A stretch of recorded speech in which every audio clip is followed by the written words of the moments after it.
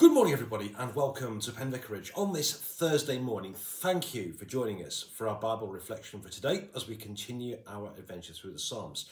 And we're approaching the end of it now. We're in Psalm 142. The book of Psalms is commonly known as the Psalms of David, as we've discovered on our adventure through them. Not all of them were by David. In fact, about half of them were by David. Some were by Asaph, some by various other people as well.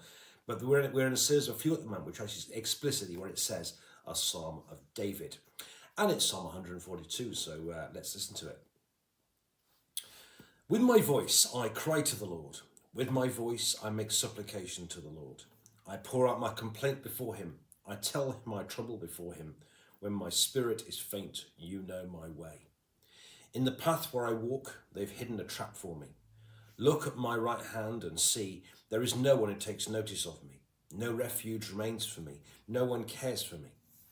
I cry to you, O Lord. I say, you are my refuge, my portion in the land of the living. I heed to my cry, for I am brought very low. Save me from my persecutors, for they are too strong for me. Bring me out of prison, that I may give thanks to your name. The righteous will surround me, for you will deal bountifully with me. And this is the word of the Lord. Thanks be to God. Okay, Psalm 142. Firstly to say, where we know, as I said, it's actually written by David explicitly, and it says here when he was in the cave. Now there are, interesting with this one, because there are actually two possibilities when he was in the cave. 1 Samuel 22 and 1 Samuel 24. So it could be one of either of those. Personally, I think it's the first one, but you could look it up and answers on the postcard for that one. The other thing is there are two psalms which it says for the sharp-eyed amongst you, where it says David was in a cave. Psalm 57, you might remember from a few weeks ago, when it says that David was in a cave when he was fleeing from Saul, and this one here when it says David was in a cave. So we're not quite sure. So there are two psalms, Psalm 57 and Psalm 142. Both where it says David was in a cave. It might have been different instances, might have been the same one, we don't know. Although this one's quite different. Psalm 57 almost sounded a bit sort of triumphant. I get the impression it was much more confident in Psalm 57. Psalm 142, you get the impression things are getting on top of him a bit. You get the impression things are getting a bit too much. So as you've got two Psalms when David's in prison, verse 57, he comes across as very sort of powerful and very, very confident. In 142 here, it sounds like he's got the problems are much greater that he's in. In terms of the structure, it's a very, very difficult psalm to cut, this one. So I'm just going to sort of take it all. It's not very long anyway. I'll take it all as one. We'll just work our way through it. What you've got, the context is David's clearly in quite a lot of trouble. And yet in the midst of the trouble, 3 times in the psalm does he bring out his faith in God. So in verse 3a, he says, my spirit is faint, you know my way, statement of confidence in God. In verse 5, he says, I say, you are my refuge, my portion in the land of the living. That's the statement of faith. And in verse 7, the righteous will surrender, for you will deal bountifully with me. So here you have David in trouble in some kind of a psalm. Things are getting on top of him, but 3 times during the psalm, he expresses the statement of faith. And actually, in a sense, that's what David does. He brings his situations before God, but 3 times, despite being all this trouble, he states his confidence in God. So he's in deep doo-doo, you might say. Things are getting on top of him, but 3 times he expresses his continued faith and his trust in God. Okay, so here you've got David to say, in trouble, things are clearly very hard for him, but as I say, despite that, despite these enemies and despite the difficulties that he's having, 3 times he expresses his faith in God. So in the first 2 or 3 verses, he comes before God and he lays out his situation. And apparently the word complaint, apparently that's not a great translation. It's better translated as kind of my troubled thoughts. Complaint has a kind of whinginess about it. My troubled thoughts is a bit different. It's not quite as petulant as it sounds here. Complaint is apparently not quite the best. But what he's doing here before God is he comes before God with the issues and he says, I pour up my troubled thoughts before you. And actually we can do this, can't we? We can come before God, whatever's going on, and we can pour out our troubled thoughts before God. So my friends, whatever's going on for you today, it is right that we pour out, as I say, our troubled thoughts before God.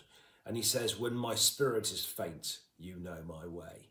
It's almost like, my spirit is faint, he's tired. It's almost like, to coin a phrase, he's got nothing, he feels he's got nothing left in the tank, and yet you know my way. And I think sometimes we get in that sort of situation, we kind of get the end of our tether, as I say, we feel like we've got nothing left in the tank.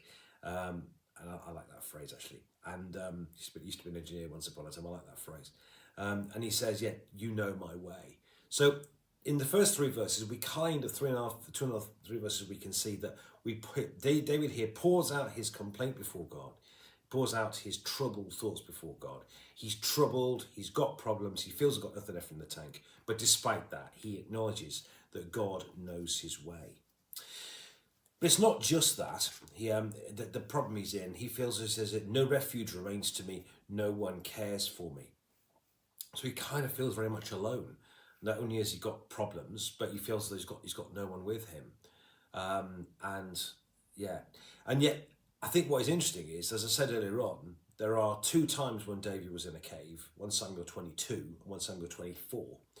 If it's 1 Samuel 22, that's quite interesting, because if that's true, having said here that no one cares for me, in 1 Samuel 22, interesting enough, David's in a cave, but a whole load of people then do go and join him. So God very much answers his prayer, and he finds he has got his family with him and other helpers with him as well. So whilst in 1 Samuel 22, he is in a situation where he's on his own and no one cares for him, actually God answers his prayer pretty rapidly. And he finds that shortly after that, lots of people do join him. So read that at your leisure, 1 Samuel 22. So here we find that he's got problems, but he's on his own. Yet the great thing is, God answers this prayer pretty quickly. Then in verse 5 and 6, he says something very profound. He says, I cry to you, Lord, I say, you are my refuge, my portion in the land of the living. Now, it's interesting, actually, because if you go back into the Old Testament, in Levites and priests, interesting enough, weren't given any land in the Promised Land. Most of the sort of tribes were, but the Levites, the priests of the Levites, the people who were supposed to lead people in worship, were not given anything like that. And the idea being, they weren't given a portion. They weren't given any allotted land to them. And here David says, for I say to God, I say to you, you are my refuge. You are my portion in the land of the living. So in a sense, what it's saying is our trust is not in our land. Our trust is not in our rights and our portion and so on. Our trust is in God. And here's David, in the cave, on his own, in trouble. And he says, God, you are my refuge. You are my portion in the land of the living. And then he goes on to say, at the end of verse 6, 6b, you might say, save from me from my persecutors, for they are too strong for me. Bring me out of presence, I may give thanks to your name. The implication here quite strongly is that the problems David's got are problems that he's decided that only God can deal with. Our persecutors are too strong for me. I'm in prison. I cannot escape. Only you can bring me out. And I think sometimes we get into a situation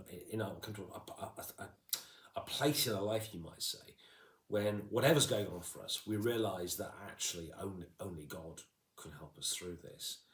And we tend to be frightened of saying things that all we can do now is pray.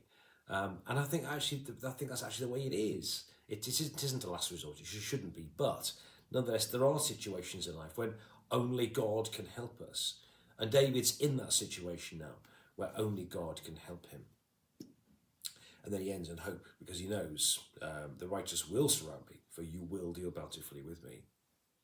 So here we have a situation. David's in trouble in the cave, and he brings his troubled thoughts before God because he knows that he's got nothing left in the tank. That's his troubled thought, but he also knows that God knows his way. Then he comes to the point, he lays out the enemy, that he's on his own, people have laid traps for him and so on, but he feels as though no one cares for him. Though interesting, God answers that prayer pretty quickly, as I've discovered 1 Samuel 22. Then he says, you go, God, you are my portion, you are my right, you're the one who can help me, you are my refuge, and so on. I don't trust in my land, I don't trust in my armies, I trust in you, O God. Then he goes on, so he knows also that his problems are too big for him. Only God can help him for that. And yet, he prays, he knows the righteous will surround me, for you will deal bountifully with me. Again, see in the psalm, lots of these psalms, because we're approaching the end of the book of Psalms now, see that what happens in the book of Psalms, that you get situations where David or whoever it was starts off in crisis, but in the psalm, he moves to hope. He goes from being on his own an individual to being part of a community. So what the Psalms are about is about laying our situations before God, encountering God in the midst of our difficulties. And the Psalms point out that if we do that, we go from crisis to hope. We go from despair to faith. We move from problems and things being too much for us to being a situation where God raises us up. Friends, I hope you found that helpful. Another one tomorrow, the beautiful Psalm 143 tomorrow. Have a lovely day, my friends. God bless you. Thank you for watching. Do please share these